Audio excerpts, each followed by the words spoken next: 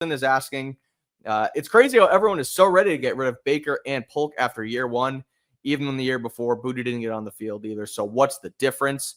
Let's dive into this a little bit, but we can also kick this question around when we hop on Discord too. But what, in your mind, what is the difference between the jump that Booty made compared to the jump that Baker and Polk could make this year? Baker and Polk haven't made a jump. That's like the biggest thing, because Kayshon Boutte had to really change the way that he went about his whole process.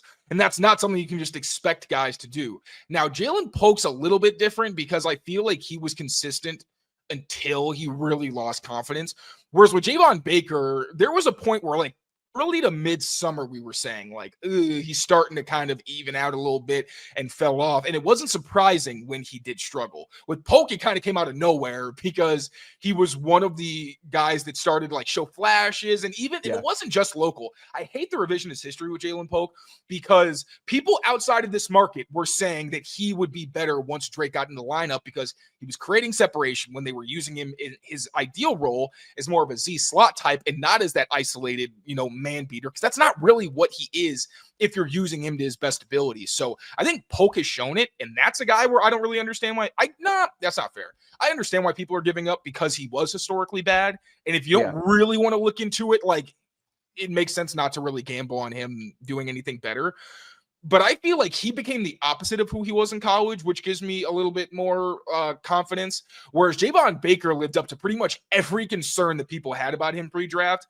And that's, I think, more where it's understandable. Like, Kayshon Boutte did as well. But again, that's not the expectation. Or even coaches, like Alex Van Pelt was saying that Kayshon Boutte was not a factor early on in the summer until he changed his ways. And Javon Baker has not shown that yet. Well, again, it's still spring. Maybe he comes with a different attitude in the summer.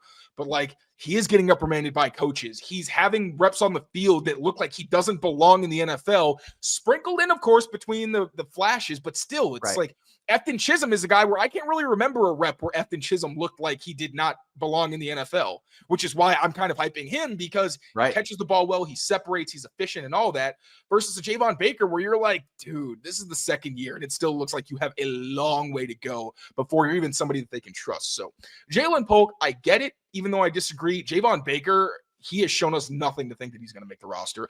Not nothing. He's shown the flashes, but with the inconsistency, like they keep 6 guys, I think you can seek him onto the practice squad because I don't think anybody's real. People could try to take a chance on him if like there's a coach who has experience with him and he's like Jack Jones, where Antonio Pierce knew him. He's like, I can get the best out of this guy. Maybe in that scenario, but it's again, as someone who really was excited about Javon Baker, he's not done nearly enough to make me confident that he can, become a guy who factors in this year. The Jalen Polk hype last training camp was not manufactured. It wasn't a fluke. Like he was doing good things on the field in training camp against the Patriots starting defense when he was playing on their starting offense. Like that happened. I was looking back at someone quote tweeted one of my training camp tweets at Polk where I was like, he looks like the best wide receiver on the field. That was real. At one point during training camp, not mini camp, and he looked decent at the start, but during training camp, he looked like a viable NFL player, and he did. He took the nosedive that we all saw. I'm not giving up on him yet. Baker's a different story. I don't want to say I'm worried about Polk. I think him not being on the field yet is a cautionary tale, I guess, but I also know that guys work through injuries. It's early. It's OTAs. It's voluntary. Like, let's pump the brakes on Jalen Polk there, but I'm excited on him. I think he can still make a jump kind of like Kayshon Boutte did. Now there's more to that because he was a 2nd-round pick versus Boutte being a 5th or 6th-round pick like he was, but I'm definitely not giving up on him. I think Javon Baker is a little bit of a different story.